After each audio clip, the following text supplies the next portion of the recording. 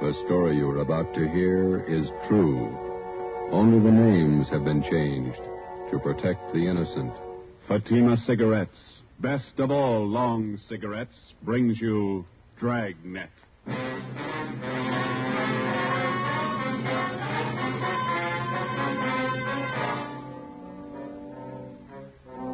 You're a detective sergeant.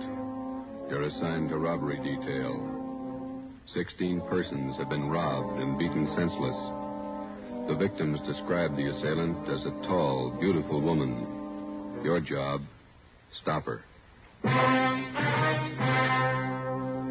If you want a long cigarette, smoke the best of all long cigarettes. Smoke Fatima. Fatima is the long cigarette which contains the finest Turkish and domestic tobaccos superbly blended to make Fatima extra mild. And that's why Fatima has a much different, much better flavor and aroma than any other long cigarette. That's why Fatima has more than doubled its smokers coast to coast. So, if you want a long cigarette, smoke the best of all long cigarettes. Smoke Fatima. Ladies and gentlemen, next week marks the beginning of National Crime Prevention Week, sponsored by your local police department. These 7 days are set aside to call your attention to the fact that your police officer, to better ensure the safety of your community, relies on the cooperation of the individual citizen. We feel that crime prevention should be observed not 7, but 365 days a year. Dragnet, the documented drama of an actual crime. For the next 30 minutes, in cooperation with the Los Angeles Police Department, you will travel step by step on the side of the law through an actual case from official police files. From beginning to end, from crime to punishment, Dragnet is the story of your police force in action. It was Wednesday, October 3rd. It was warm in Los Angeles. We were working a night watch out of robbery detail. My partner's Ben Romero. The boss is Thad Brown, chief of detectives. My name's Friday. We were on the way over from the city hall, and it was 6:55 p.m. when we got to the county hospital, Ward 9800, room 12. This way, gentlemen. The third bed. Thank you. Here we are. Please try not to excite him, Sergeant. He's had a pretty hard time. Yes, ma'am. Thank you. Make your visit as brief as possible. We will, thanks.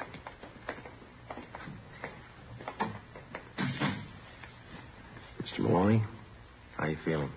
Not so good. You fellas doctors? No, sir. Police officers. This is Sergeant Romero. My name's Friday. Robbery detail. Oh. Find out anything yet? Still checking, Mr. Maloney. We'd like to have you tell us exactly what happened night before that. Well, she sure had me fooled. That's all I can say. You're not the first one. 15 others ahead of you. Would you tell us what happened? Well, I left the shop a little after midnight, and I started to drive home out Central Avenue. You work at Maloney's Steakhouse down on South Commercial, isn't that right? Yes, and my uncle owns the place. His name's J. Brown Maloney. He knows a lot of cops. You know him? We met him this afternoon. Could you tell us what happened after you left work? Well, I started to drive home out Central Avenue. I guess it must have been around 18th Street. Would you push it, Bill, up a little Yes, bit? sir. I'll get it here. Thanks. I pulled up for the arterial, and I saw this gal standing on the corner. She was hitchhiking. Do you remember what she looked like, how she was dressed? Well, you know, kind of flashy, but nice clothes.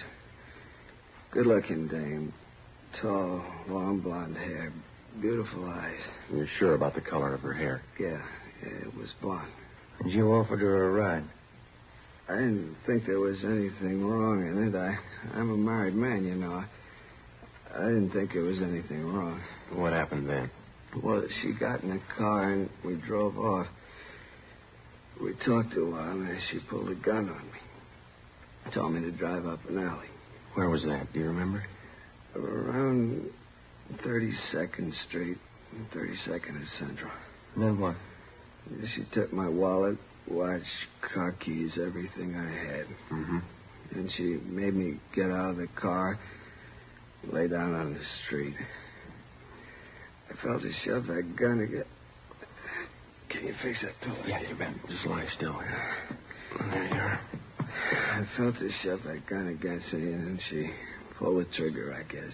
That's all I remember. You don't recall her slugging you? It must have happened after she shot me.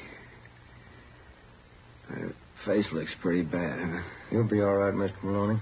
You think you'd recognize the girl if you saw her again? I sure would. Nice looking, you know. Tall, blonde, beautiful shape. Doesn't figure, does it? What's that? She'd make more money on the stage than she would rolling guys like me. Must be crazy. Maybe. Did you look at these mug shots, Mr. Maloney? See if any of these look like her? Let's see.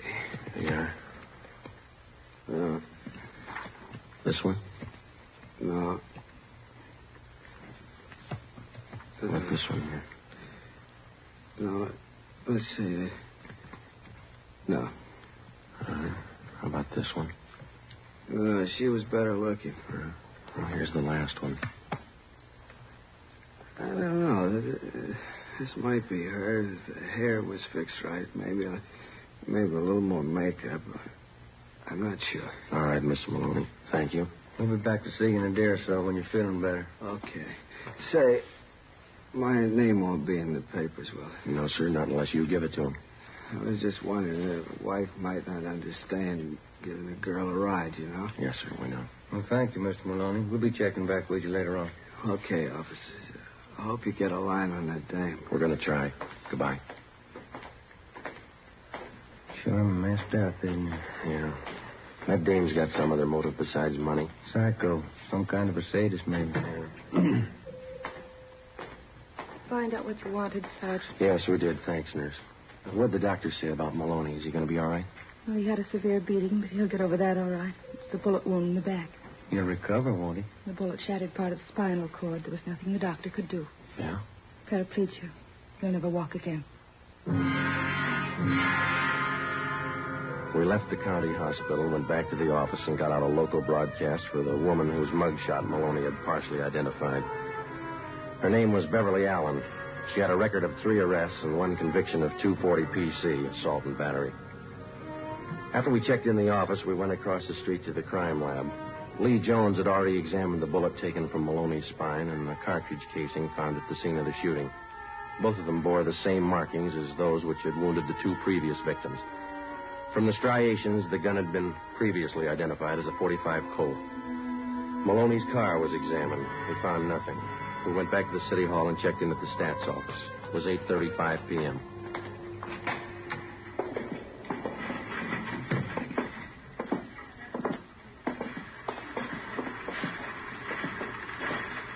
Hi, Ethel. Make that run for us yet? Just a minute, Sergeant.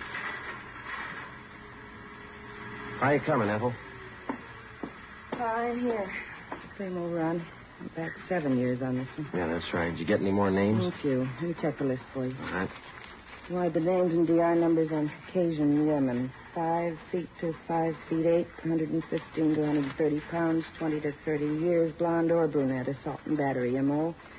Hitchhikes, rides, and robs drivers, uses gun. Yeah, that's it. Here's what the machine turned out, 19 of them. Good. Here are the names. The DR numbers opposite each one. Fine. Very new name? A few more than the last time. Anything else for the night? No, that's it for now. Thanks a lot, Ethel. Let's go.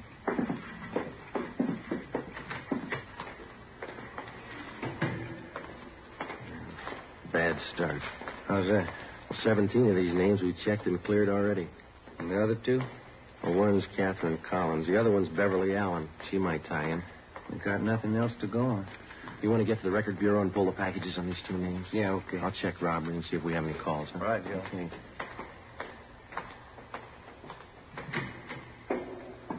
Hi, Captain. Any calls for us? This one, Thad Brown, wants to see you. Oh, bad mood? Kinda. Wants me, too. Let's go.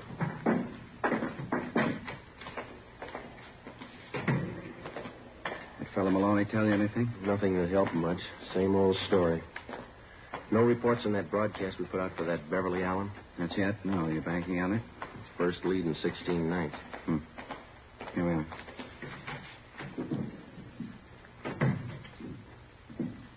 Walker, Friday, come in. How are you, boss? Sit down. Take a look. Woman bandit gets 16th victim. Beautiful hold-up queen robs, shoots restaurant worker. Yeah? It's on the editorial page, too. Something else. Memo from the chief. Here, letter from the Downtown Citizens Committee. Another one, Civic Club. They all want answers. Men are doing all they can, Chief. We got 2 other teams besides Friday and Romero working the case. Special squad from Metropolitan Division. They're on it, too. I don't care what we've done. We got to do more. 16 nights, 16 robberies, and 3 shootings. 3 victims still in the hospital. When did we blow the whistle on her? We checked out every possible lead, Chief. We got a warrant out on one suspect. We're checking out another one. Talked to that man Maloney, the one she got last night. Well, what did he tell you? Well, not much more than the other 15 that she took. Descriptions still don't match in one respect. Well, how do you mean? Well, in 10 of the 16 cases we've had reported, the victims tagged the girl hitchhiker as a blonde, long hair. 4 of them say she was a brunette with a short hairdo. 2 of them tell us that the girl had red hair, long. She's using wigs. That's what we figured. We checked every place in town where she could have rented or bought them. No leads. What about some of the bigger supply houses out of town? We've started in checking them. It'll take a little time. And you've got practically nothing on the woman. Same gun, .45 Colt. Lee Jones examined the bullet they took out of Maloney's spine. How's he doing? Not good. The bullet smashed his spinal cord. His legs are paralyzed. When do we stop her? Yeah? Romero? Hi, Chief. Captain. What have you got? Pulled the packages on 2 possibles in this woman hold-up thing. It's no good, Joe. Why not? What about that Allen dame? Jail in Kansas City? I called her. Been in for a month. And the other one? Catherine Collins. I checked Seattle. Been in the hospital up there for the past 3 months in TB ward. Where does that leave you, Friday? Right back where we started. No leads and no suspects. All right, Walker. Starting tonight, we cover every street and alley in the central area until we get that woman. We'll order up more men and more detectives from the Metropolitan Division. Right, Chief. Get out more decoy cars. Have the area covered from sundown till sunrise until further notice. Get that woman. Right. Come on, Joe. Hot shot. I get it. The 211 shooting at Gatewood and Cameron. The 211 shooting at Gatewood and Cameron. Let's go. The name on his driver's license said William Gillespie. We found him 50 feet from the corner of Gatewood Alley and Cameron Street. His face and head bore the marks of a vicious beating. There was a single bullet wound in his left shoulder. He was conscious when we arrived. Chief of Detectives Brown, Captain Walker, and Ben checked the area for physical evidence. I spoke briefly with the victim before he was placed on a stretcher and carried to the ambulance. On the way, he lapsed into unconsciousness. I went over to where Ben was standing with Chief Brown and Captain Walker. Take a look, Joe. Captain found over there near the lamppost. Yeah, 45 shell casing, same as the others. How's Gillespie, Friday? Doc says he'll be all right. Badly beaten. Tough dame. She really works him over. Wonder what makes a woman do things like this. What makes a man do it? William Gillespie was taken to Georgia Street Receiving Hospital.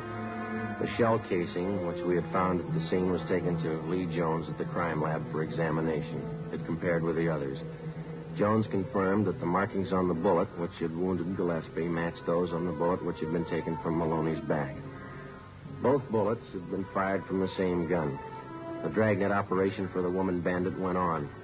The men in the special detail covered every street and alley in the central area from 8 p.m. to 6 a.m. the following morning. During the next 5 days, 11 suspects were picked up and brought in for questioning and released after the victims failed to identify any of them. Well, at least we got her stopped temporarily. She hasn't pulled a caper for almost a week. Yeah, it doesn't bring us any closer to her. I don't know about you, but it's got me beat. 17 jobs, and she's as free today as she was before she started. Joe, Ben, what'd you find? Nothing. Last 4 women we questioned were clear. What about the other men on the case, Ed? Did they get anything? Baxter and Olson are down at the Record Bureau. Be in a minute. They've been out talking to some of the victims again. Tough one. I've been thinking, how about a composite picture? We got enough to work with? Artist in the crime lab's working up a couple of sketches now. No. A lot of guesswork. What about the descriptions of the clothes the girl wears? Anything there we could start on? No, other than the fact that she wears flashy clothes. Hi, Olson. Any luck? Not much. None of the victims have a very good idea what the dame looked like. Tall, good-looking, nice figure, that's all. Nothing out of the ordinary, huh? Well, some of them take that kind of an unusual voice. Soft, low, about all they could remember. Not much help. She's been described in 3 different outfits, is that right? Yeah, green dress with a pink coat, white dress, dark blue jacket, bright red sweater, and a brown skirt. Always carries a dark brown alligator handbag, shoes to match, no hat. Not much of a wardrobe, is it? Maybe that's why she took up robbery. Now, look, let's get on this thing. We've been chasing this woman for almost a month now, and she's still got the run of the town. How long's it going to take us? If we only had a lead that was worth something. Find it. It's there someplace. I've never reached a thief yet without digging for him. I'll get it. Robert Olson. Yeah. Right, Andy. I'll tell him. Anderson and Burglar Joe wants to see you and Ben. Thanks. Captain? That's all. Come on, Ben. Yeah. I'd like a day off, wouldn't you? We'll get one when we get this dame. Right, Ed.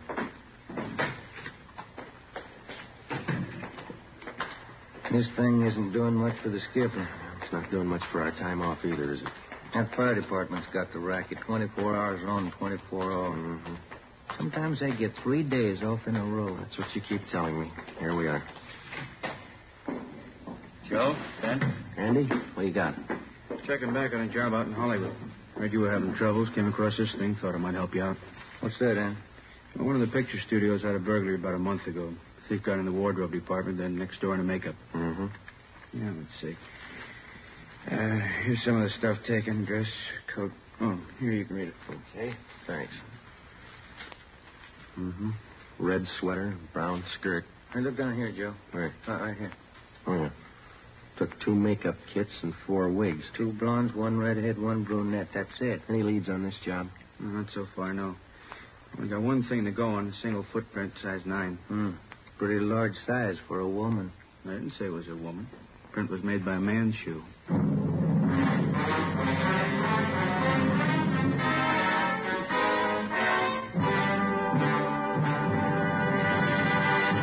You are listening to Dragnet, authentic stories of your police force in action. It's wise to smoke extra mild Fatima. It's wise to smoke extra mild Fatima. Those words are echoing across the country.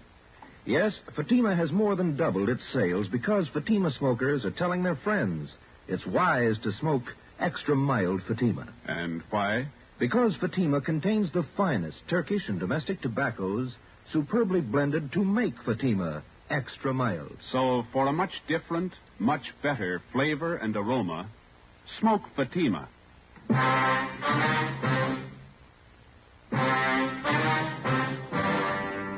One of the most popular misconceptions of the working detective as offered by the fiction writers is the picture of a man with amazing talents for detecting evidence, analyzing human behavior and motives, and then, almost as if by magic, fitting all the pieces together to form the solution of the crime. The real-life picture is a little different. The working detective has a job. In a sense, it's a practical and down-to-earth job as baking bread or practicing law. It's his job to protect citizens and apprehend criminals, and it's a job he doesn't do alone. To assist him in collecting and analyzing evidence, he has the aid of the crime laboratory. To help him identify oddities in suspects or possible suspects, he has the Record Bureau, latent fingerprints, the statistician's office, the ballistics department. A battery of men and machines to aid him in reaching conclusions based on fact. Tuesday, October 9th, 9 p.m. For the past 8 hours, Thaxter and Olson from robbery and Ben and I had been requesting all of the 16 victims of the woman bandit. We asked them one question. Could their assailant possibly have been a man dressed as a woman? The majority didn't think so. Those that did weren't very sure. We followed the lead through. At 9:25 p.m., we checked in and headed down the hall to the stats office. Do you think it was a man dressed as a woman? I don't know. 1 male footprint, pretty slim odds. Maybe the machines here can tell us. Hello, Sergeant. Back again, Ethel. Can you make a run for us tonight? 9:25. Sure, I think so. Now, here's the dope right here. I'm going to try another angle. Yeah. Let's see. Male Caucasian. About 5 feet 8 or 9, 130, 235 pounds. Feminine features, size 9 shoe. Impersonating women, robbery and assault. That's it. Mm-hmm. Arm, 45 automatic. M.O. Hitchhikes rides and robs drivers. How soon do you think you can have it for us?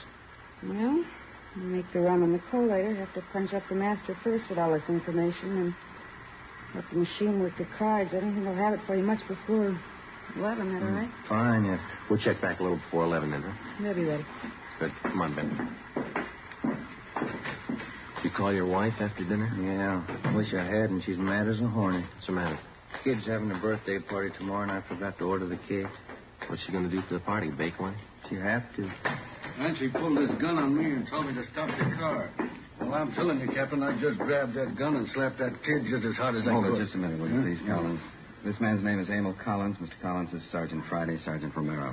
How do you do? Oh, yeah. I was just telling the captain here, I'm down here on a vacation. I'm from Sacramento, South Sacramento. I was driving down your Figueroa Street about half an hour ago and picked up this girl hitching a ride, and she tried to rob me. Collins took the gun away from her, subdued the girl, and brought her in. Where is she now? Interrogation room. Thaxter and Olson are with her. The description match? Not too close. Sounds like you didn't have too much trouble with him, Mr. Collins. Well, now that I come to think of it, maybe I didn't. When she pointed that gun, I just grabbed for it and slapped her as hard as I could. Sure took the starch out of her. Who is the girl? Any identification? None. Thaxter and Olson haven't been able to get anything out of her. You want to try? Sure. What do you think, Skipper? You tell me. See if you can make her talk. I'll have a stenographer take Mr. Collins' report. Okay. Glad to meet you, Mr. Collins. That's a pleasure. I'm only down here for a vacation, but if you need me, just call. You bet we will, thanks. How do you figure them? I don't know. See what the girl has to say. Olson? Joe, I want to talk to you before you go in. Sure. Did you finally get her to talk? The Thaxter did. Pretty sure she's not the one we're after. What's her story? Said she read about this woman bandit in the paper, decided to try her hand at it, needed money. Yeah? Claims her husband left her. She's pregnant, needs the dough for a hospital. She live here? Up the coast, Monterey. Got in town 4 days ago, staying at the YWCA. We checked there. She's not lying. You call Monterey? Yeah, they confirmed it. She left there last Wednesday night. She's not the one. Where do we go from here? You'll take care of having her booked, huh, Olson? Yeah, as soon as we get a station. Okay, fine. Friday, Ben, this way. Hustle it. You too, Olson. What do you got, Ed? 4th and Lucas, 211 shooting. Let's go. Any detail? Yeah. A tall blonde with a gun. Come on. The woman bandit's 18th victim was a truck driver. His name, Harry Reese. His story differed a little from that of the first victim. The woman was hitchhiking near Alvarado and 3rd Street. He gave her a ride. She robbed him at gunpoint, slugged him, and then shot him through the left shoulder. He described her as tall, blonde, attractive, and well-dressed. Guess I should have known better. Remember reading about the dame in the papers. You're sure that the person who held you up was a woman? I don't get you. What he means is you don't think it could have been a man dressed like a woman. Oh, no, I'm sure of that. No guy ever looked that good to me. All right, Mr. Reese. We'll check with you later at the hospital. Okay. Let them get through, will you? Just move. I wouldn't try, please. We keeping that truck cleared? Yeah, Olson's got a couple of men watching it. He's going over it. Same old story. Just another version. Don't you think she's spreading it pretty thin? Her luck can't last forever. It's got me beat, how she always manages to disappear without a trace. Yeah. No, Ben, this way, over here. Yeah, okay. What do you got? Better hustle it. 4 blocks down on Colfax, shooting. Just came in on the car radio. Let's go. Slide over, Jim. Yeah. Hit the sign, Ben. The crowd, watch him. All right, Skipper. Is that all that came over, Ben, a shooting? All they said, see the cab driver, ambulance shooting. He's working real fast. What's the address from now? 3rd and East Flower Hotel. Hold on. This is it coming up. Should be to the right here. Yeah, take a right. That must be it up ahead. I can't see. What's that sign say? Edgemar Hotel for young women. Here's a cab driver. Officer's right over here. Hey, looks like blood stains to me here all over the sidewalk. Yeah, I guess it couldn't have happened any more than 5 or 10 minutes ago. I had this fare, see, picked her up at 4th and Bixel, and I drove her here. She paid the fare and got out. Yeah, go on. I was about halfway down the block when I heard a shot. At least it sounded like one. When I looked back, this dame was down on one knee near the door to the hotel here, and by the time I backed up there, she was gone. And you noticed the blood, huh? That's right, yeah. I figured I better call somebody. Can you tell us what the girl looked like? Oh, not bad at all. Blonde, tall, pretty girl, nervous. But you didn't see where she went. No, but I didn't. I'll get the driver's name and address. Joe, you and Ben, see if you can follow that trail. Stuff's all over the place. Right. Over this way, Ben. Yeah. It's not hard to follow. Down this alley between the buildings. How does this figure? Well, let's find out. Here we go. All the way back here. You got your flashlight? Yeah. Here it is. Yeah, this way. Come on. This must be the rear of the hotel. Oh, look. The stains lead over this way to the back door here. Let me try. Okay, inside. Still following? Yeah. Careful. Up these stairs.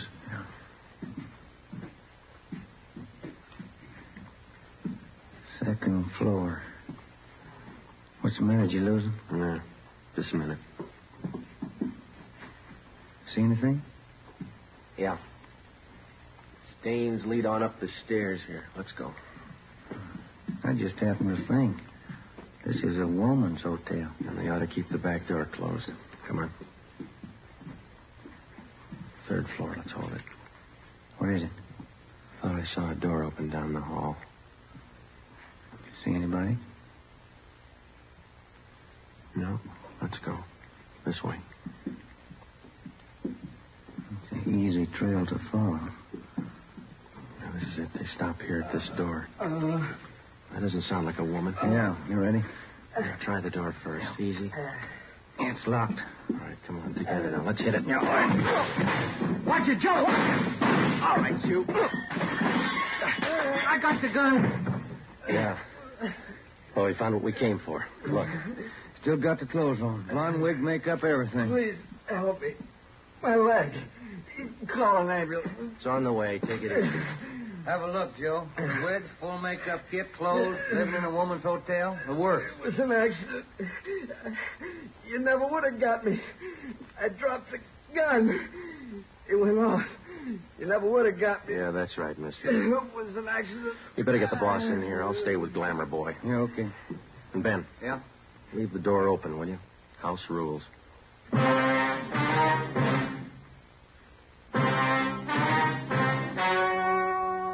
The story you have just heard was true. Only the names were changed to protect the innocent. On January 14th, trial was held in Superior Court, Department 79, City and County of Los Angeles, State of California. In a moment, the results of that trial. It's amazing how many long cigarette smokers are changing to Fatima. Here is the actual report. From coast to coast, Fatima has more than doubled its smokers. Yes, more and more smokers every day are discovering that Fatima is the best of all long cigarettes. Smokers find Fatima has a much different, much better flavor and aroma than any other long cigarette. They find that Fatima is extra mild because it's the long cigarette which contains the finest Turkish and domestic tobaccos superbly blended to make it extra mild. Enjoy extra mild Fatima yourself. Best of all long cigarettes. The welfare and security of your home and your family is a subject of national importance next week, National Crime Prevention Week. The efficiency of your local police department is dependent upon your attitude toward your police officer. Not just 1 week out of the year, but every day in the year. He wants your cooperation. He needs your cooperation for the enforcement of your laws. Help your officer to help you to live in a peaceful, orderly community. National Crime Prevention Week costs you nothing, just your cooperation.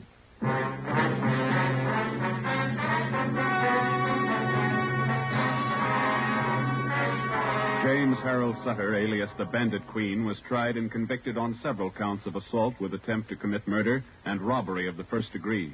He was sentenced to the term prescribed by law. While serving his time in the state penitentiary, he was stabbed to death by another inmate.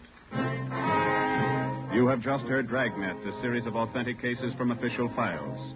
Technical advice for Dragnet comes from the Office of Chief of Police W.A. Wharton, Los Angeles Police Department. Fatima Cigarettes, the best of all long cigarettes, has brought you Dragnet from Los Angeles. Hear Morton Downey tonight on NBC.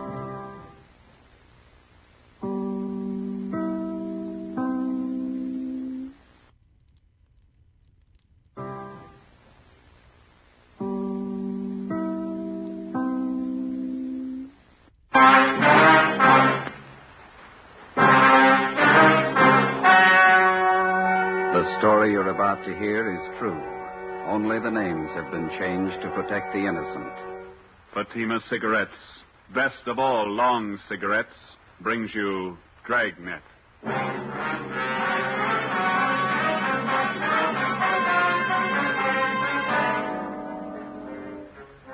You're a detective sergeant. You're assigned to robbery detail. An elderly woman on her way to the bank has been robbed and beaten senseless. The suspects are cruel, ruthless. Your job, get them. If you want a long cigarette, smoke the best of all long cigarettes. Smoke extra mild Fatima. Yes, Fatima is the king-size cigarette which contains the finest Turkish and domestic tobaccos superbly blended to make it extra mild, to give Fatima a much different, much better flavor and aroma than any other long cigarette. That's why Fatima has more than doubled its smokers coast to coast. Enjoy extra mild Fatima yourself. Best of all long cigarettes. It's wise to smoke extra mild Fatima. It's wise to smoke extra mild Fatima.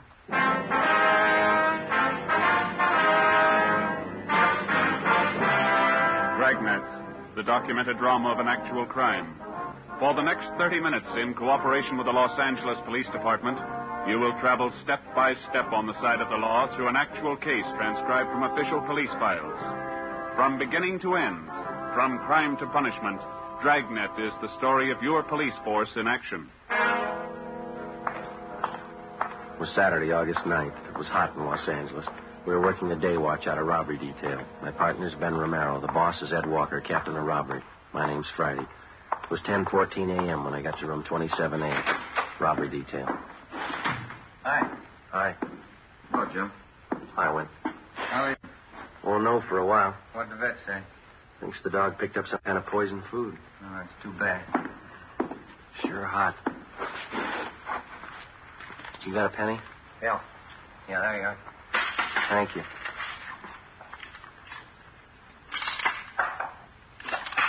Somebody poisoned, huh? Yeah. That's what the vet says. I never could figure why some people poison dogs. I don't understand some people not liking animals, but I can't see why they poison food and then just toss it around wholesale loss. You know how I feel about that dog of mine. If anything happens to him, I don't know what I'll do. Oh, he'll be all right. Those vets can do wonders these days. I sure hope so. They told me to check back with him about noon. I'm about to melt in this heat.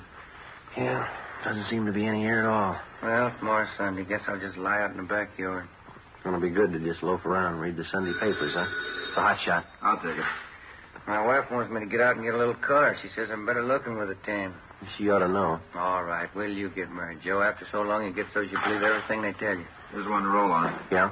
Robbery and shooting. Victim's car was stolen. You want to get on it? All right, let's go, Joe. Bank job. Don't make any plans for Sunday. 10:53 a.m. Ben and I pulled up in front of the Union Trust and Savings Bank at Melrose and Logan. We made our way through the usual crowd that was milling in and around the bank. We spoke with the manager, Mr. Bill Fore. He told us that he didn't see the actual robbery. The victim was taken in the parking lot next to the bank. Her name was Myrtle Shaw, a longtime customer of the Union Trust and Savings. Fore told us that she always did her banking at the same time each day, around 10 in the morning when the bank first opened. He said she was the proprietor of Myrtle's Cafe, 4 doors west of the bank. Let us through, please. Sorry, let us through here. Officer, over here. Yes, sir. Friday and Romero, Central Robbery. Did you answer the call? Yes, we did. Freeman and Welsh, Unit 13R. Ambulance just left. Victim didn't want to go to Georgia Street. Said she wanted her own taxi. Okay, is she inside the cafe? Yeah. Let's go in, Ben. Are you Freeman? No, I'm Welsh. Freeman's inside. See if you can clear this crowd a little, will you, Welsh? Right. Thank you. All right. We've seen everything now. Now, let's move along. Come on. The black on the street there. There she is, over in the last booth. Freeman? Yes, sir. Friday and Romero, Central Robbery. Is this the victim? Yes, that's right. Her name's Myrtle Shaw. Miss Shaw? Yes, that's right.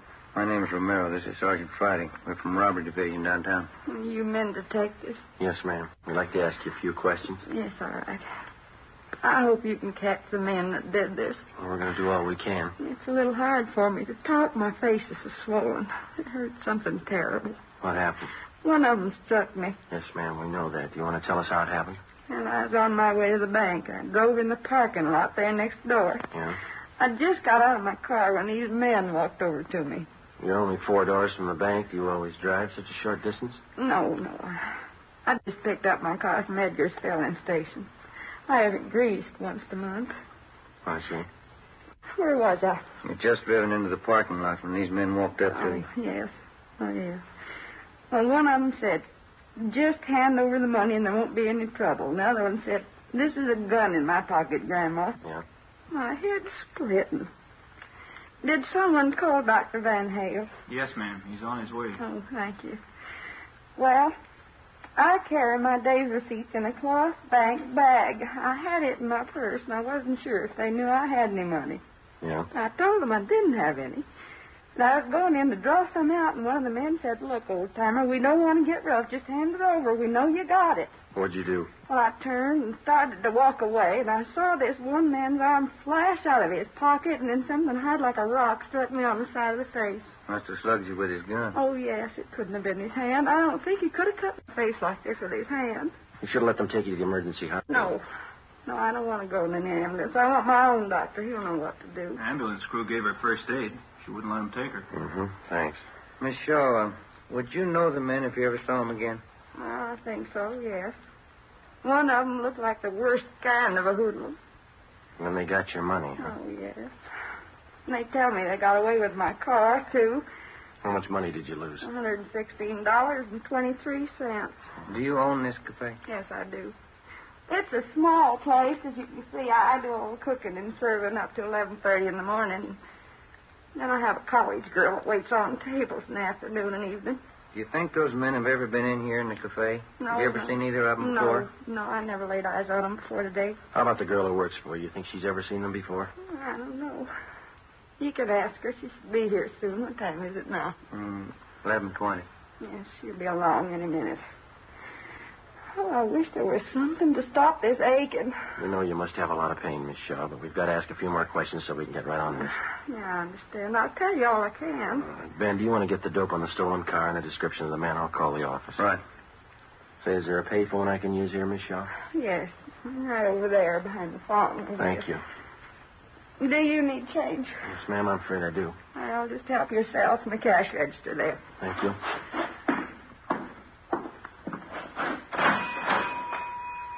I put in a dime, taking out 2 nickels. Oh, well, now, that wasn't necessary, young man. You didn't have to tell me.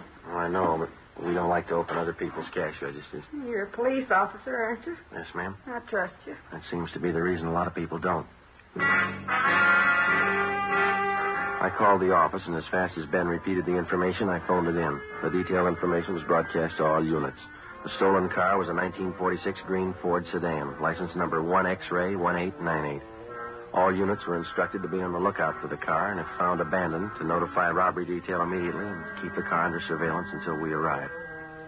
I called in a description of the suspects and the fact that the money was taken in a cloth bag stamped Union Trust and Savings. Myrtle Shaw's doctor arrived, and she was ordered to bed for rest and treatment. Ben and I interrogated all the possible witnesses in the parking lot, and we found only one man who saw the actual robbery. His story compared to that of Miss Shaw, but he could add nothing more. We talked with a young college student who worked in the restaurant. She didn't think she'd ever seen the men in question. We drove back to the city hall and went to the stats office. They made a run for us on the descriptions and M.O. that we had, and we pulled the packages of all possible suspects that the machine sorted out. We narrowed and sifted the 24 possibles down to 12. We took the mug shots out and showed them to the victim and the one witness. They could not identify any of them as the 2 men in the holdup. 2:35 p.m. Saturday. We started to canvass the neighborhood, door to door. That takes care of Logan Street for 1 block, both sides. Want to start here on Melrose? Okay. Let's try this drugstore. I'm on fire. Paper says it's supposed to hit 99 today. I believe it. Come on. Yes, sir? Police officers. We're looking for a couple of men. Here's the descriptions. I wonder if you'd read this and tell us if you've ever seen them. Yes, sir. We got time to have a coat. No, we better not. It's getting late. No, I'm afraid I've never seen anybody who answers either one of these descriptions. You sure? Yeah, quite sure. Well, thank you. I'll have to have that back. Oh. Let's go.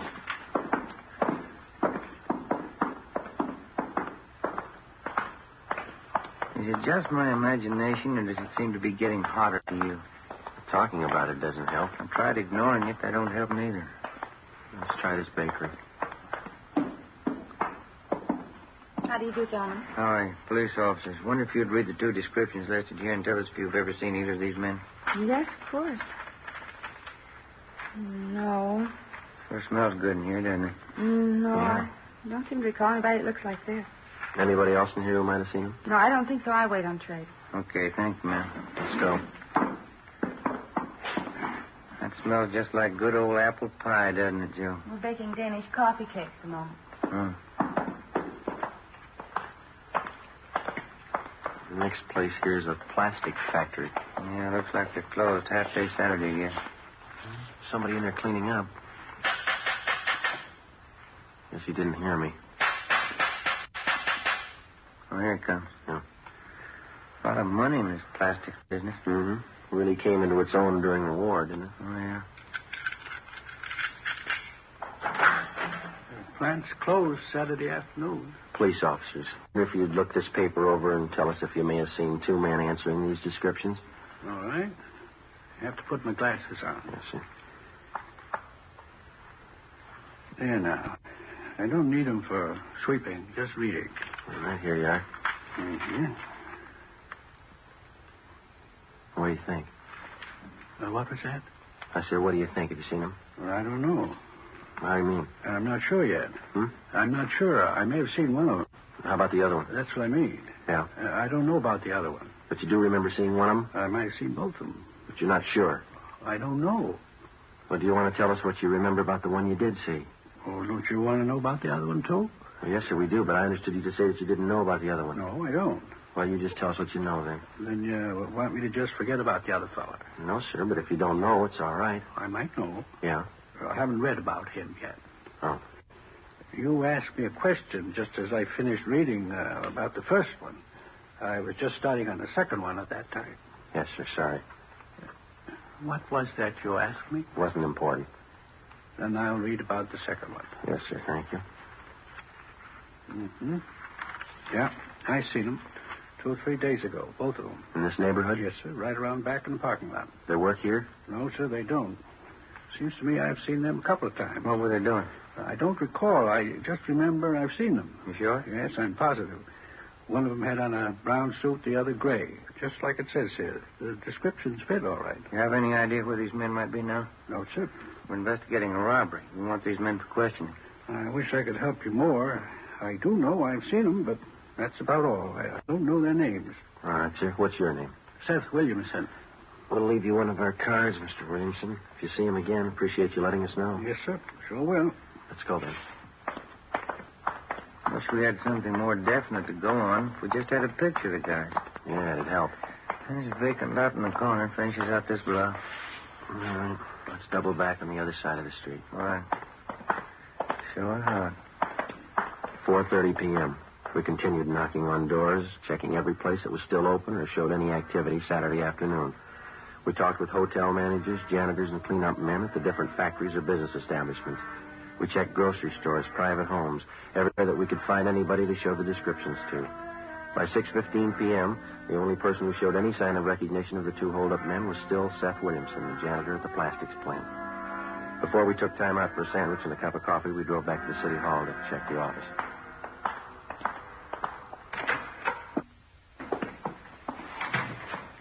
Hi, Friday. What'd he say, Marty? A couple messages for you here. Thanks. What's the matter with you, Romero? I'm dehydrated. That sun almost fried me. Well, Joe, that one call there from your mother said tell your dog's out of danger. Oh, that's fine. Called in around 2, huh? Yeah. That other one's from some guy who says he wants to talk to you right away. Been calling in since about 3 this afternoon. Seth Williamson, huh? Called 4 times. Yeah. Said tell you he'd wait at that number that he heard from you. I'll call him right now. Been hot downtown, Marty? Pretty warm, yeah. Any kickback on that stolen car? No, not yet.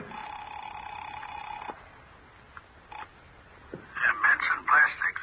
This is Sergeant Friday, Police Department. Oh, yes, I'm glad you called me back. I think I've got a little more information for you. Yeah? Those 2 fellas you were looking for, did you find them? No, not yet.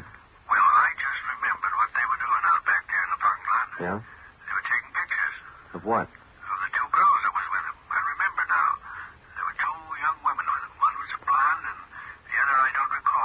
How were they dressed? The blonde had on a white shirt of some kind and a black dress. That's all I can tell you for sure. Who was taking the pictures? First the fellas took the girl's picture, and then the girls took snapshots of the fellas. Thank you very much, Mr. Williamson. It'll help you. Yes, sir, it will. Goodbye. What do you got? They've had their pictures taken. Yeah? Let's find the prints.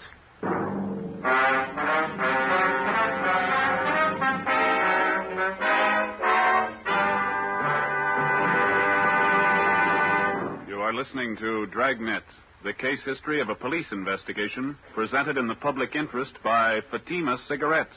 If you smoke a long cigarette, it will be in your interest to listen to a typical case history of a Fatima smoker. It's the case of Miss Nancy Appel, a night news writer for one of the world's great press services. This is her actual signed statement. When you're working hard, smoking more, it's nice to enjoy a really mild cigarette. I've found the king-size cigarette that has this quality above all others.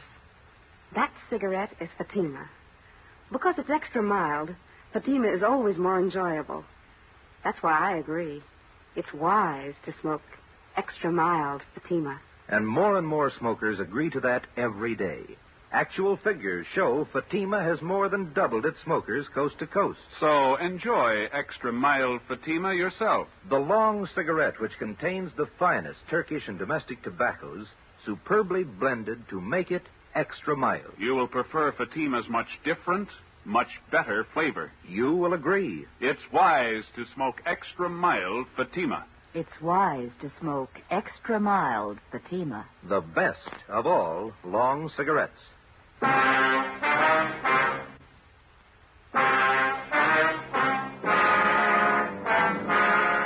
Ben and I figured if we could possibly turn up the photographs that had been taken, we'd have something more definite to go on. We still had a lot of doubts. Maybe the janitor, Seth Williamson, was wrong. Maybe there were no pictures. If the snapshots had been taken, maybe they were still on the camera, undeveloped. With any kind of fast service and processing, the photos could have been picked up by now. We figured it was worth the chance and the time involved to check the lead out. All we had was the victim's scant description of the two hold-up men, and if we could possibly turn up pictures, it'd help a great deal. If Williamson was right, we'd have another lead, the two girls. 6:40 p.m., we started checking drugstores, going through all prints that had not yet been picked up by the customers. We'd made the rounds of all the drugstores in the neighborhood earlier in the day, but we double-checked the descriptions of the two men with the personnel in each store. By 9 p.m., we'd checked out 10 drugstores and found nothing. We were going on the hunch that the photos would most likely be dropped off for processing somewhere in the immediate neighborhood. It was only a hunch, and we were running out of drugstores. Police business. We'd like to go through your photos that have been left for developing. Yes, sir. Here's the box right here. Oh, thank you. I'll take half. Not very many this time, huh? Oh, don't forget to check the negatives, too. Sometimes they don't print them if they're bad. Yeah, I know. No, nothing in this one. People sure take a lot of pictures of babies, don't they? Oh. Nothing. These are sure fuzzy. Pictures at the zoo. Pictures of Yellowstone.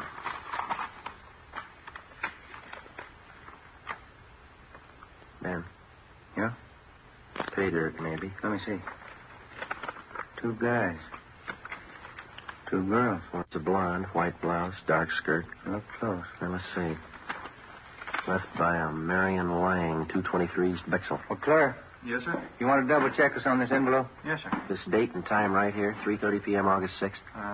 Yes, that's correct. That's when the films were left for processing. 3 days before the robbery. Did you ever see this woman in the picture before? Let me see. This Oh, one? yes. Yeah, she comes in here quite often. Miss Lang is her name. How about these men or this other girl here? No, I've never seen them. When were these prints supposed to be picked up? I waited on her. She told me she'd pick them up Friday, yesterday. Well, we'll have to take these photos along with us. They'll be returned. All right, sir. How will I explain this to Miss Lang? If this is the right address, you won't have to. Before we left, we called the office and had a stakeout placed in the drugstore in case Marion Lang tried to pick up the photos. We checked the address she gave on the envelope, 223 East Bixel. It was a small apartment building near the corner. The manager told us that Marion Lang had moved out the morning of August 9th, the day of the robbery. She left no forwarding address. The manager knew nothing of the other girl or the men in the photos. We checked with Myrtle Shaw, the victim. She positively identified the two men as the ones who robbed and slugged her. She knew nothing of the two girls. Hadn't seen them before. We put out a warrant on Marion Lang and gave the photos to Lieutenant Frank Cunningham in the Record Bureau. Monday morning, August 11th. Morning, Fred. Hello, boys. Any record on the guys? Nothing we could find, no. I'm having copies sent out right now. Kind of thought maybe if we came up with pictures, we'd be halfway home. Maybe we are. How do you mean? I had Tony make some blow-ups from the negatives. Full of grain. Probably taken with a cheap box camera of some kind, but it might help. What'd you find? I just checked the enlargements. They're still in the wash, but I think we got something. Let's go over the photocopy. All right.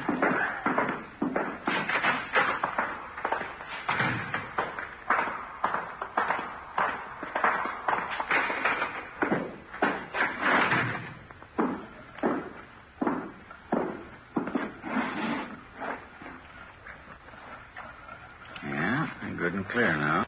Clear as they'll ever be, anyway. There we go. I had 16 by 20 enlargements made. This will show you what I found. Yeah? You guys take a good look at the face of this one man here. Thought we did. Why? That's pretty hard to see on those small prints. Look here. You see the nose on this one? Mm-hmm. I'd guess it's been broken one time or another, wouldn't you? Yeah. You see here? Scar over the left eye, scar over the right eye. A couple of them. Yeah? Look at the right ear. See how mashed it is? Hmm. We couldn't come up with any names for you, but I'll bet it'd be safe to guess his line of work. Looks like a prize fighter. Nothing in the oddity file. I checked. Tonight, through the facilities of your local National Broadcasting Company station, we were privileged to enjoy your attention at the premiere broadcast of a new series of authentic documented dramas entitled Dragnet. This evening, on the occasion of our first anniversary as weekly guests in your home, the cast, technicians, and producers of Dragnet wish to state publicly that our indebtedness is enormous. For the degree of success which Dragnet has achieved during the past year, our first and greatest obligation is to you, our weekly listeners, for your support, for your many kind letters of encouragement, criticism, and appraisal. If Dragnet is a proven success, then you have made it so. Behind the scenes, we have many more people to thank. Our engineers, our sound technicians, our cast. To the radio editors and columnists across the nation, also, a sincere thank you for your judgment of our efforts. Additionally, claims on our thanks are held by the Los Angeles Police Department, for the National Broadcasting Company, and the Liggett & Myers Tobacco Company, makers of Fatima cigarettes. To all of these, and to you, our gratitude.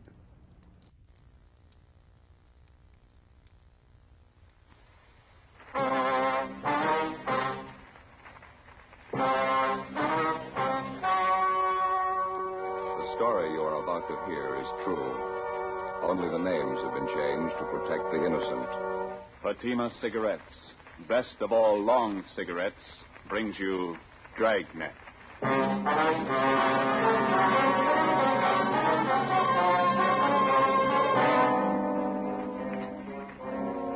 You're a detective sergeant. You're assigned to homicide detail. The owner of the fur store has been shot and killed. Your only lead, a missing fur coat. The killer is at large. Your job, get him.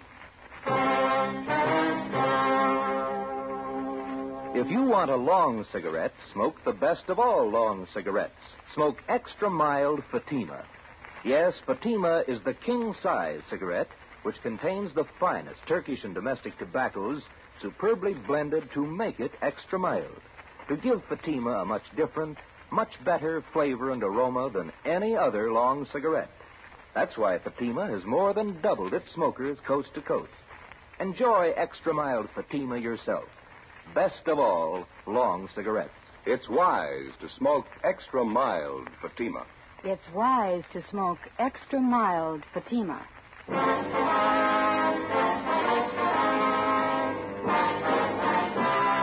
Dragnet, the documented drama of an actual crime. For the next 30 minutes, in cooperation with the Los Angeles Police Department, you will travel step by step on the side of the law through an actual case transcribed from official police files. From beginning to end, from crime to punishment, Dragnet is the story of your police force in action.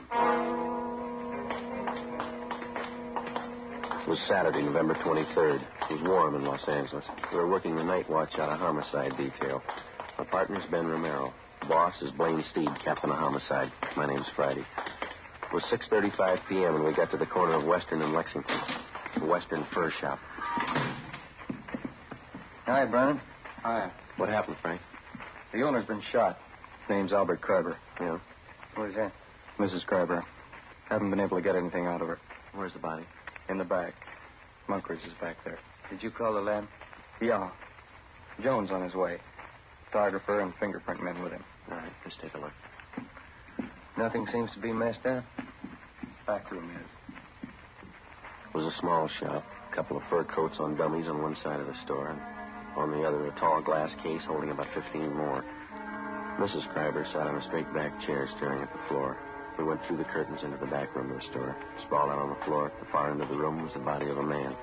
He had a fur coat gripped in one hand. Sergeant Moncrief from Hollywood Division was standing by. What do you figure, Monk? Looks like a couple of hours. You call the coroner? Yeah. How long you been here, Monk? Just a couple of minutes. You think Miss Kreiber moved anything yet? I don't think so. She was sitting in that chair when we got here. I don't think she's moved except to call in. Did she put in the call? Yeah. Empty shells on the floor. You got a pencil? Yeah. Yeah, 32. Yeah. You think robbery? I don't know. Let's talk to the wife. Wait a minute. Bottle here. Sierra Valley Wine Company. World's finest muscatel. 27 cents a pint. Nobody touched this, did they? No, well, I've been here. Okay. Let's get out front. Anything in the customer files, Brennan? Not so far. You tried to talk to Miss Kreiber again? No, pretty bad. Let's give it a try. Miss Kreiber? I'm Sergeant Friday. This is Sergeant Romero. We'd like to talk to you if we could. We know how you must feel, but there are a few questions that we have to ask you. Did you telephone the police? We have to know how it happened, Miss Kreiber. Miss Kreiber? Can you tell us what happened? Who is it? What do you want? We're police officers. Oh, Albert. Albert's dead. Albert! Albert! Someone call the police? Miss Kreiber, we are the police. My husband's been murdered. He's dead.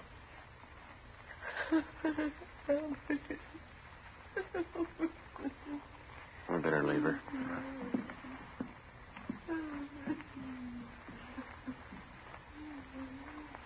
Friday. Here's something I found in the customer file. Mm-hmm. Miss Terry Shepard, 10113 Normandy, apartment 3. What about it? She took her coat out that was in storage. Took it out today. Well, we'll check her out when we're finished here. Thanks. Looks like the only hot receipt in the file. Hi, Lee. Yeah, Danny? In the back room. What is it? Kelly, Moncrief will show you. Okay. Think we ought to try the wife again? We can try.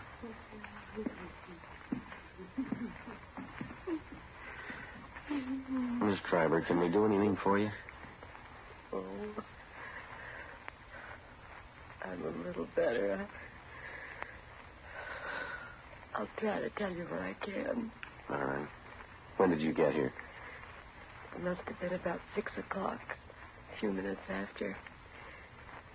I came to take him home. Any customers around? No, the store was empty. I stood here for a few minutes waiting, and I went in the back and... Yes, was the front door open? No. Yes, the front door? Yes, ma'am, the front. Yes, open. Did you telephone the police? I think I did. Did you come here to pick him up? No. No, usually he drives home himself. I came down on the streetcar to ride home with him. What kind of a car do you have? An Oldsmobile. 1939. 40, I guess it is. Where does he usually park? In the rear of the store. There's a little place there. I'll take a look. All right. Where is your home? 3412 Northwestern. I thought there was something wrong when I got a telegram from him. He said not to come down tonight. He said he'd be home late. What time was that? About 4 o'clock. Well, I'm all mixed up. I haven't told it to you as I remember it. First I telephoned here to the shop. That was this afternoon? Yes, 3:30. I'm sure of that because I made some other calls. I spoke to Albert. He didn't say he was going to be late. Then at 4 o'clock, I received a telegram. Do you have that with you? Yes, it's in my purse somewhere. Somewhere. Oh, here it is. All right. Thank you.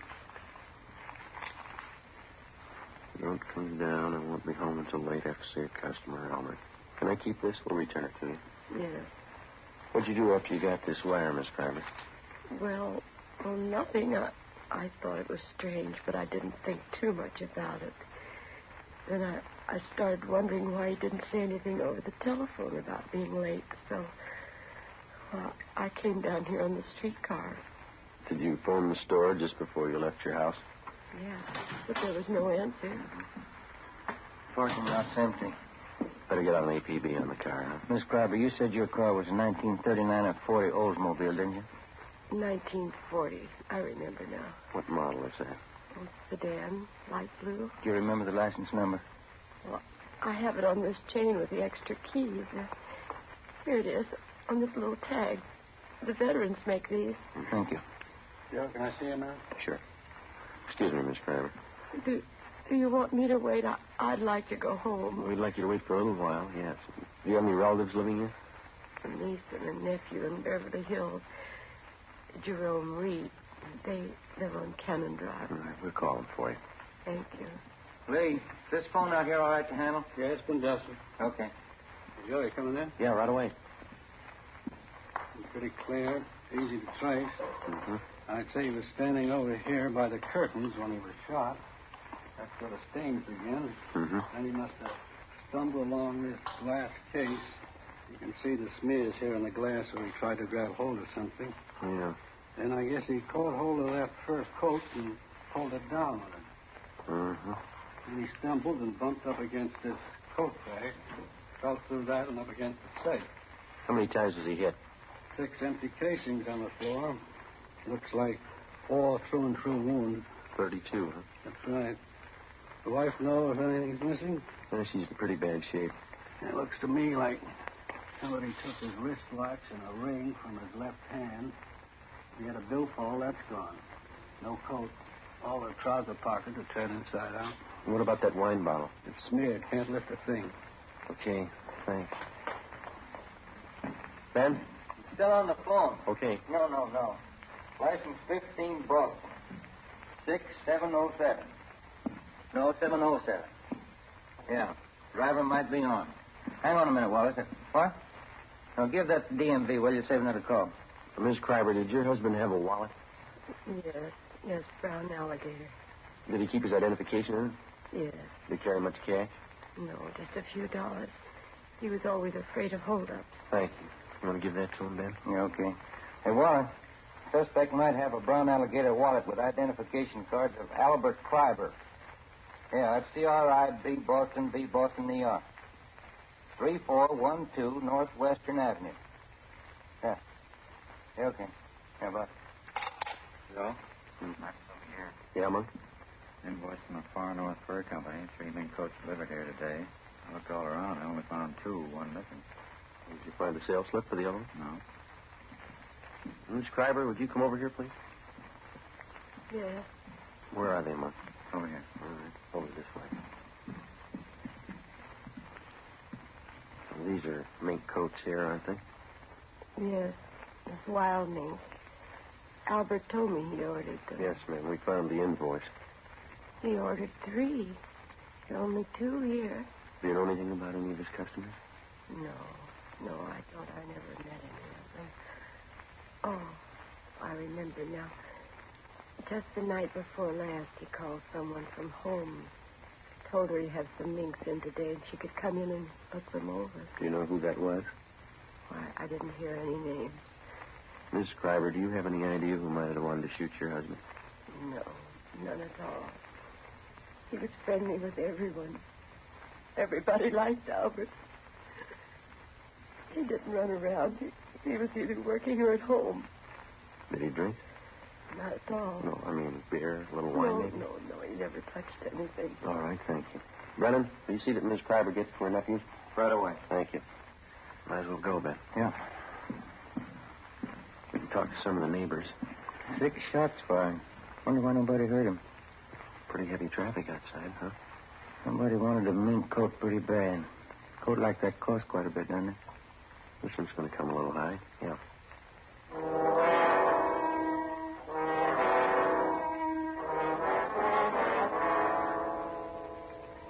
"7:05 p.m. Most of the stores along the street were closed, but a small shoe repair shop across the street was open, so we went over there. On the window was one word, Pete, and a picture of a shoe. Sitting in the window was a small, dark man wearing a leather apron. He was working on a pair of shoes. Hello. We're police officers. I see you drive up across the street. Are you Pete? Sure. What happens to Mr. Kreiber? He's robbed? No, he was killed. No. Shot? I do not hear anything. Have you been sitting in your window all afternoon? Oh, most all the time. You see, I have machinery here. I advertise that way. People watch me. Mm-hmm. Do you remember seeing anybody going into Mr. Kreiber's this afternoon? This afternoon, before man. 2, 3 long black cars. Uh-huh. Anybody else? Some. Were they women? Officer, they are all women. Did any of them walk out with a new fur coat? They're all that. I do not see all of them, I guess, but I see 2. Can you describe them? One beautiful young girl, tall, red hair. She walked out with big package. What time was that? 3, 4 o'clock. The second woman is about the same time. Funny thing.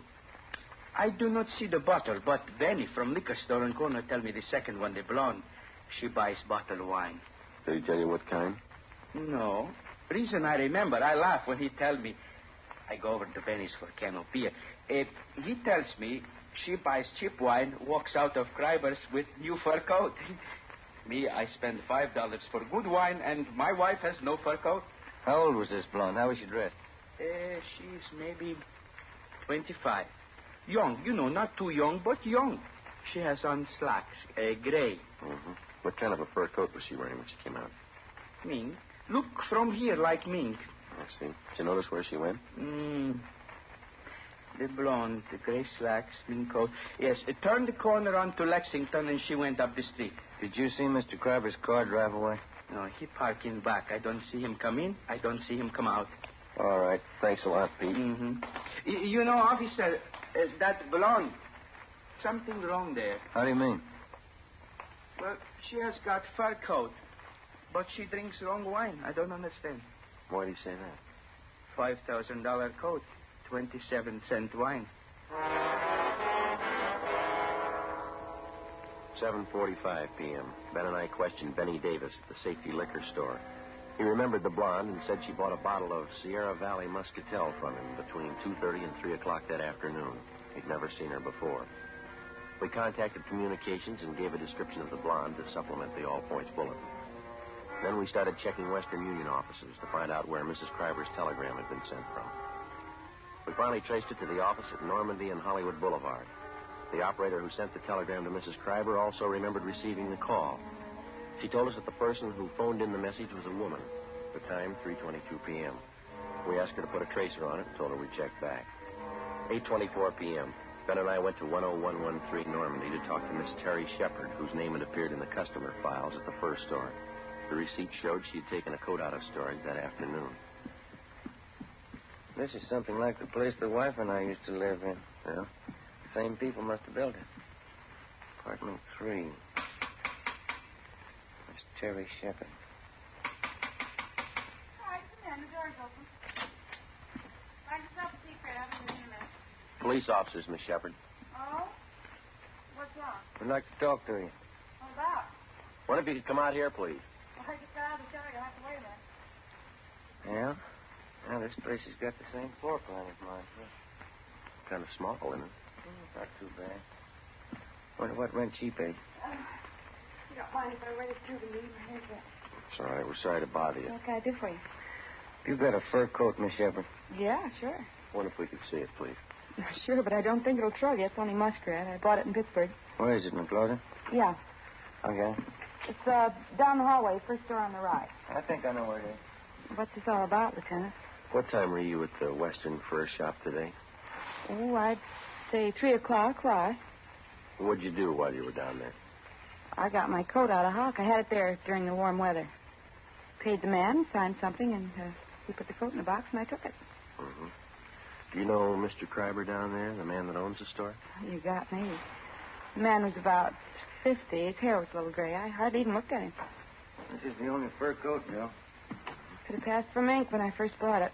Pretty sad now, isn't it? Not mink. I'll give that closet a last check. All right. What happened? Did somebody steal a coat? Was anybody else in the store while you were there? Yeah. Yeah, there was another girl there. What was she doing? Nothing, just sitting. Do you remember how she was dressed? Oh, she was wearing a gray suit. Slacks. Blonde. Her face wasn't much, but she had a neat little figure. Do you remember anything else about her? Oh, I didn't pay that much attention. Anything else in there, Ben? Not a thing, Joe. Maybe I'd better take this towel off my head. It doesn't look so hot when it's wet, but it's natural. Natural red. Yeah. Is there anything else that you might be able to tell us? I think that's about all. I gave the man my claim check and the money. And he got the coat and put it in a box and gave me a receipt. Mm-hmm. Nothing else? No. No, when I got the receipt, I saw the blonde walk over and pick up the telephone. I was just leaving then. Did you hear any of the conversation? She asked for Western Union.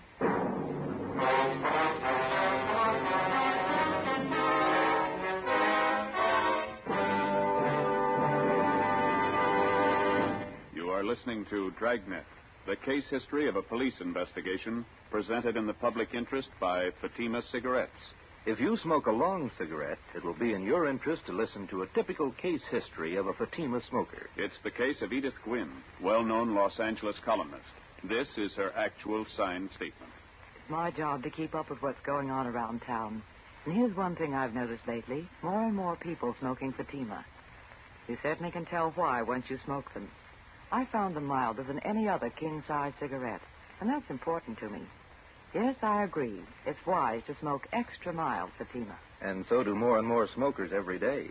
Actual figures show extra mild Fatima has more than doubled its smokers coast to coast. So enjoy extra mild Fatima yourself. The king-size cigarette, which contains the finest Turkish and domestic tobaccos, superbly blended to make it extra mild. You will prefer Fatima's much different, much better flavor. You will agree. It's wise to smoke extra mild Fatima. It's wise to smoke extra mild Fatima. The best of all long cigarettes.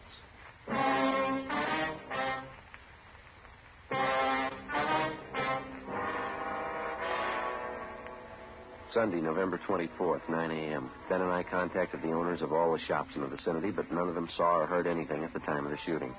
Officers Brennan and Moncrief interviewed all the regular customers of Albert Kreiber's fur shop. Only 3 had been in the store on Saturday, but none of them had noticed anything wrong. 11:35 a.m. We spoke to Mrs. Kreiber again, but she could add nothing to her story.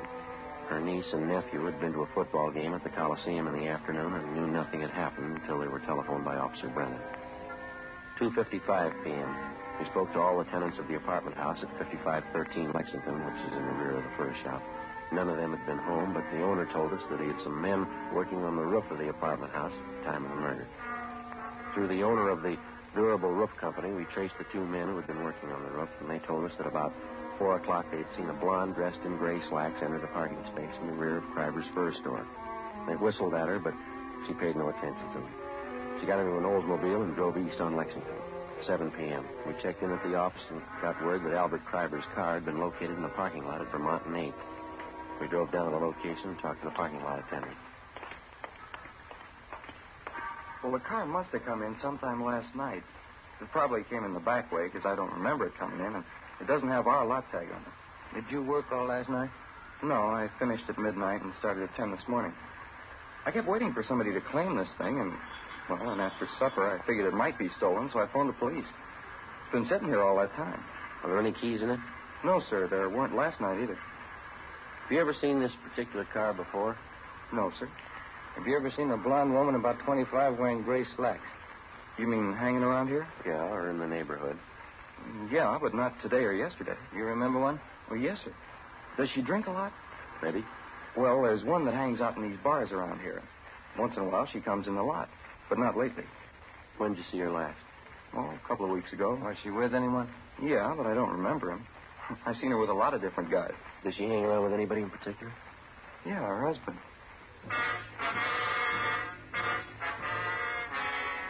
Before leaving the parking lot, we pulled the rotor out of the distributor so that nobody could drive the car away. 8:12 p.m. We called homicide and asked for more men to canvass the bars in the neighborhood. Ben and I staked out on the car. We sat in our car across the street from the parking lot until midnight. Nobody showed up to claim the car. The streets were almost empty. Our only chance was that the blonde lived in the neighborhood or was in a bar and would sooner or later try to claim the car. 1:53 a.m. What rent do you suppose that shepherd girl pays? You got me. 75? I don't know. I bet I pay more than she does. Is that Moncrief? Yeah. Hi, Monk. Hi. Take a look up the street. See that couple? Where? Coming this way. Blonde, gray slacks, fur coat. She's pretty drunk. Where'd you spot her? Turned the corner from Olympic. They've been looking in parking lots. Monk, there's a rear entrance to this lot off the alley. Do you want to cover that? Yeah. Thank you. You see him all right? That's it. Where'd they walk under that light? Yeah. Pretty drunk. Looks like the same kind of coat, isn't it? Yeah. They're stopping. Looking for another parking lot, I guess. Sierra Valley wine. World's finest muscatel. And going into the parking lot. She's not carrying a purse. Those coats don't have pockets big enough for a .32 automatic. That stuff sure gets people. All right, let's go. We're getting in Kreiber's car. Look, you can't even find the door. She's helping us. You take the other side of the car, will you? Yeah.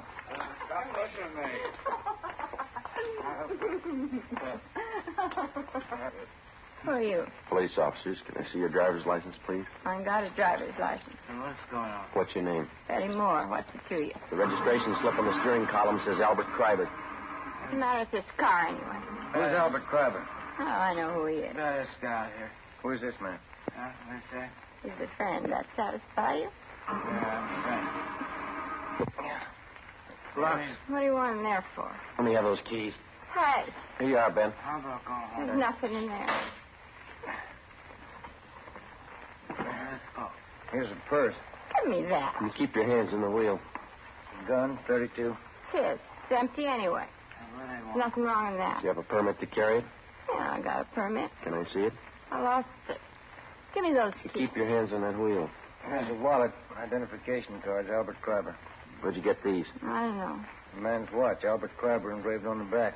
Who's Albert I Kreiber? don't know, I told you. All right, let's get out of the car. Hey, let's push it. Why didn't that car start? All right, come on. Stand up. You get over there. Where'd you get the fur coat? I bought it. Where? I don't know. Joe, look at her slacks. Wine stains. I spilled wine on them. What kind of wine? Muscatel. Muscatel isn't a red wine, it's a white wine. Who's Albert Kreiber? I don't know. This is his wallet. This is his car. Where'd you get him? I don't know. I don't know. This the gun you shot him with? This the gun you shot him with?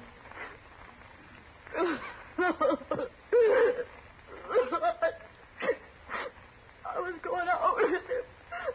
He said he'd give me a fur coat. He promised me a watch, and he never gave me one.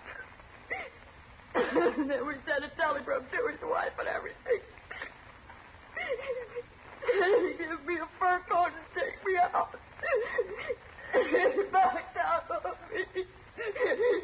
you shot him? Sure I did. He promised me the coat. He said I could have any coat in the shop. He promised. What are you crying for? You got the coat. The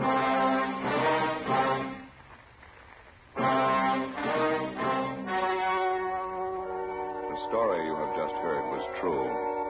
Only the names were changed to protect the innocent. On February 27th, trial was held in Superior Court, Department 86, City and County of Los Angeles, State of California. In a moment, the results of that trial. It's amazing how many long cigarette smokers are changing to extra mild Fatima. Here is the actual report. From coast to coast, extra mild Fatima has more than doubled its smokers. Yes, more and more smokers every day are discovering that Fatima is the king-size cigarette that is extra mild.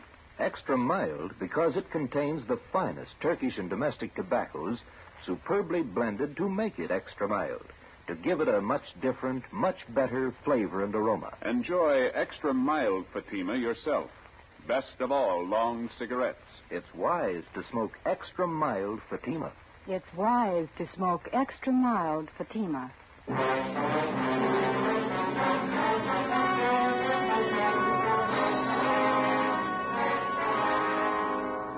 Betty Moore was tried and convicted of second-degree murder and received sentence as prescribed by law. She is now serving her term in the state penitentiary at Tehachapi.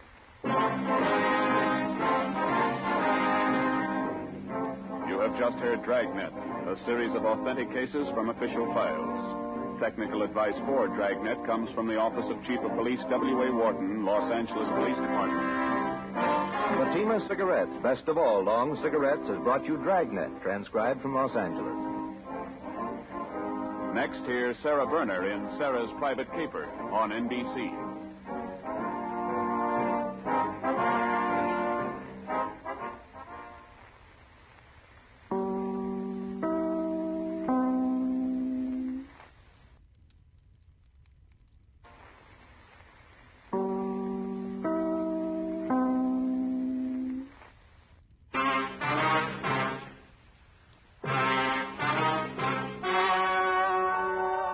The story you are about to hear is true. Only the names have been changed to protect the innocent. Fatima Cigarettes, best of all long cigarettes, brings you Dragnet.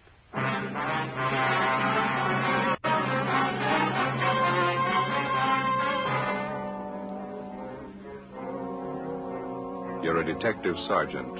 You're assigned to homicide detail. A woman has disappeared, taken from her home by a man posing as a police officer. Your job, find her. If you want a long cigarette, smoke the best of all long cigarettes. Smoke extra mild Fatima. Yes, Fatima is the king-size cigarette which contains the finest Turkish and domestic tobaccos superbly blended to make it extra mild, to give Fatima a much different, much better flavor and aroma than any other long cigarette. That's why Fatima has more than doubled its smokers coast to coast. Enjoy extra mild Fatima yourself. Best of all, long cigarettes. It's wise to smoke extra mild Fatima. It's wise to smoke extra mild Fatima.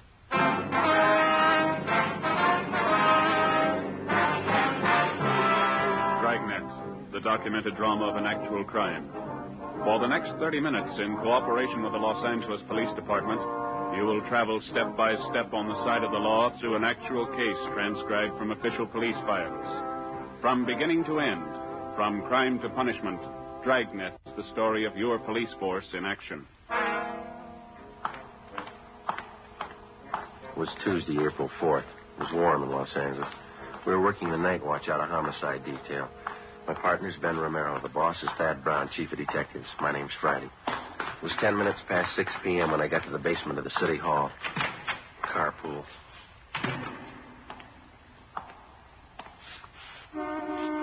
Over here, Joe.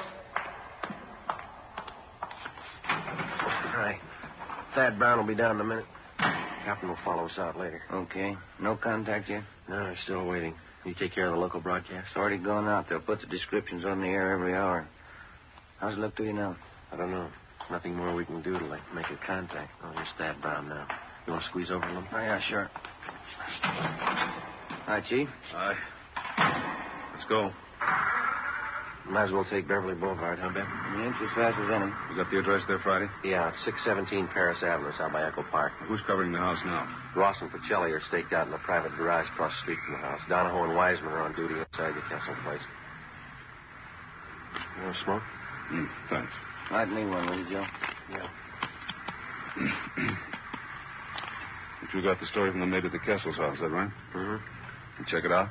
I'm pretty sure she's telling it straight. If anything's wrong, I don't think she's got a hand in it. Here you are, Ben. Oh, well. You got the call about 3 this afternoon? Mm-hmm. 2 minutes after, we went right out and talked to the maid. How'd she tell it? She said she was fixing dinner about 2 this afternoon when the doorbell rang. She answered it, and a young man in a gray suit asked for Mrs. Kessel by name. He told the maid it was an emergency. Yeah. Well, the maid said Mrs. Kessel came to the door, and the man identified himself as a police officer. Told Mrs. Kessel her husband had been hurt in an accident, and she was to come right away. Man show his identification? Maid said no. Said Miss Kessel just took it for granted he was a cop. Yeah. Go ahead. Miss Kessel got her coat and left with the man. About an hour later, her husband, Professor Kessel, got home. He wasn't